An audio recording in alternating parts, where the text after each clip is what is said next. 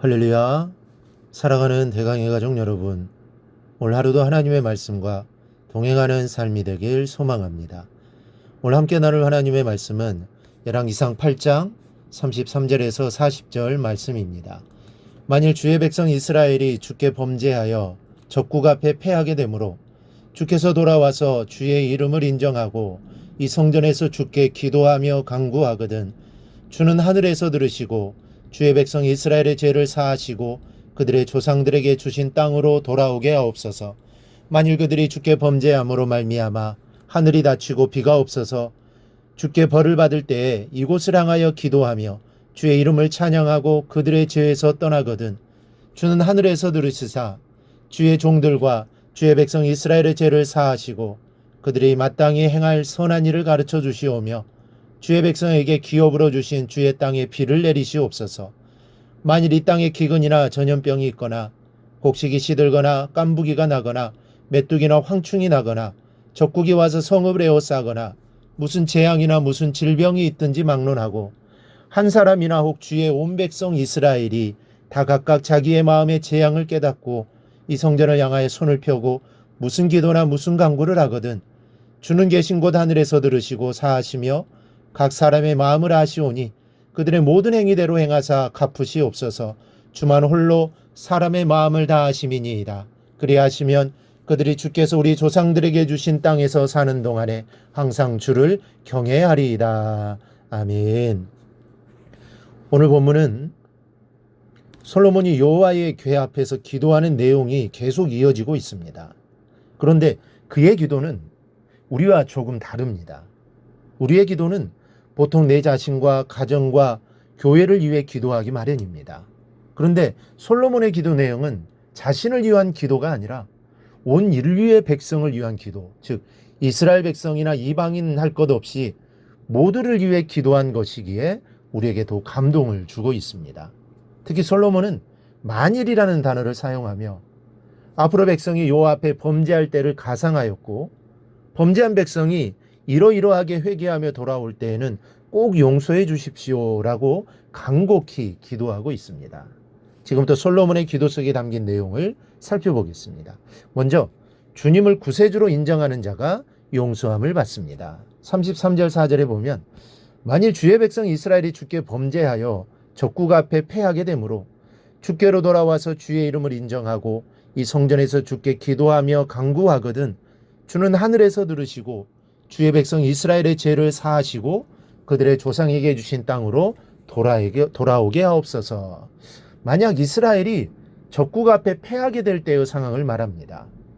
이스라엘이 전쟁에서 패한다는 것은 군사적 열세나 정치적 문제에서 기인한 것이 아닙니다. 그것은 근본적으로 하나님과의 관계에서 기인한 것입니다. 하나님을 떠나 범죄함으로 말미암아 내려지는 징계의 결과였던 것입니다. 그런데 이럴 때 주의 이름을 인정하고 성전에서 기도하면 용서해 달라는 겁니다. 이 말은 나의 죄악을 용서해 주시는 분은 오직 주님뿐이라는 것을 인정하고 고백하는 자에게는 그 죄를 사해 달라는 간구입니다. 어느 누구라도 예수님이 구세주시오, 예수라는 이름만이 인류의 구원을 주실 수 있다는 고백을 하고 그 이름을 인정하는 자는 용서함을 받을 수 있습니다. 이것이 바로 주님을 구세주로 고백하는 자가 누릴 은총입니다. 또 하나는 죄에서 떠나는 자가 용서함을 받습니다. 35절 6절에 보면 만일 그들이 주께 범죄함으로 말미암아 하늘이 닫히고 비가 없어서 주께 벌을 받을 때에 이곳을 향하여 기도하며 주의 이름을 찬양하고 그들의 죄에서 떠나거든 비를 내려 주옵소서. 만일 범죄하여 비가 오지 않을 때를 말하고 있습니다. 앞에서는 주의 이름을 인정하면 용서해 달라고 했으나 이제는 좀 더 적극적으로 기도합니다. 주의 이름을 인정하고 그리고 그 죄에서 떠나거든 용서해 달라는 것입니다. 회개라는 것은 내 죄를 용서해 달라고 간구하는 것이 아니라 한 걸음 더 나아가 죄의 길에서 돌이키는 것을 말합니다. 진정으로 회개하기를 원하시는 분이 계십니까? 그렇다면 지금 과감한 결단을 내리십시오. 지금 걷고 있는 죄의 길에서 돌아서는 것입니다. 그럴 때 하나님의 은혜가 정말 폭포수같이 우리에게 임하게 되는 것입니다. 또 하나는 재앙을 깨닫고 강구할 때 용서해 달라고 기도했습니다. 37절에 보면 만일 이 땅에 기근과 전염병과 메뚜기나 황충이나 무슨 재앙이나 질병이 있든지 막론하고, 또 38절 9절을 보면 다 각각 자기의 마음의 재앙을 깨닫고 이 성전을 향하여 손을 펴고 무슨 기도나 무슨 간구를 하거든 용서해 달라고 간구하고 있습니다. 지금 이 부분은 인생의 지혜이기도 합니다. 천재가 임하고 재앙이 임할 때 자기의 죄를 돌아보고 반성하는 것은 성도의 겸손한 태도라 할 수 있습니다. 그리고 이것이 바로 회복의 지름길임을 말하고 있습니다. 재앙이라는 말은 원래 어루만지다라는 뜻을 가지고 있습니다.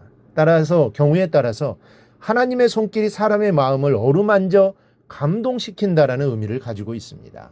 이는 하나님이 범죄한 사람에게 재앙을 내리시는 것은 그들의 완악한 마음을 부드럽게 하기 위함이며 최종적으로는 그들의 마음을 하나님께로 돌이키기 위함임을 보여주는 것입니다. 그래서 우리는 재앙에 담긴 징계의 의미를 깨달아 자신의 죄를 깨닫고 그 죄를 마음 아파함으로 하나님께 나아가 회개할 수 있어야 합니다. 그리고 이런 사람이 바로 이 복된 사람입니다.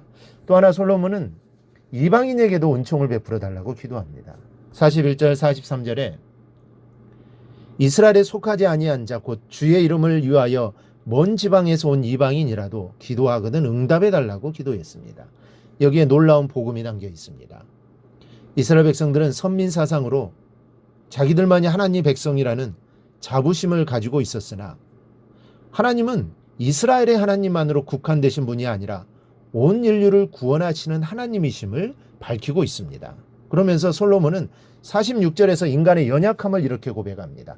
범죄치 아니하는 사람이 없사오니 인간은 이스라엘이나 이방인이나 모두가 죄를 범할 수밖에 없는 죄인이라는 것입니다. 그럼에도 불구하고 자기가 죄인임을 스스로 깨닫고 기도하거든 불쌍히 여기달라고 기도하고 있습니다. 한마디로 정의하면 아무리 큰 죄악을 저질렀다 하더라도 주님 앞에 돌아오는 사람은 반드시 용서를 받을 수 있다는 진리입니다.